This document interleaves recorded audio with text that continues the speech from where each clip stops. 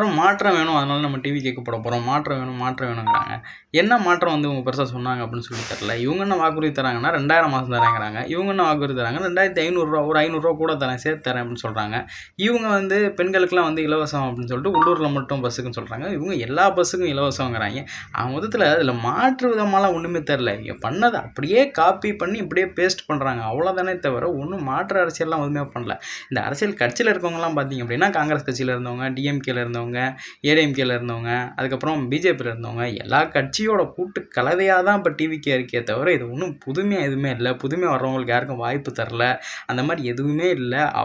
அந்த கட்சியில் known phase ஓட்டு போடுறதுக்கு காரணமாக இருக்கிற ஒரே ஒரு ஆள் விஜய் மட்டும்தான். அவரை தவிர வேறு யாரை பார்த்தாலும் நமக்கு ஓட்டு போடணும்னு தோணவே மாட்டேங்குது. இதில் மாற்று அரசியல்னு சொல்கிறாங்க. அதில் என்ன மாற்று அரசியல் இருக்குது அப்படின்னு சொல்லிட்டு எனக்கு தெரியல. உங்களுக்கு ஏதாவது மாற்று அரசியல் தெரிஞ்சிச்சு, இதை நியாயப்படுத்த முடியும் அப்படின்னு தெரிஞ்சால் வந்து கமெண்ட்டில் சொல்லுங்கள்.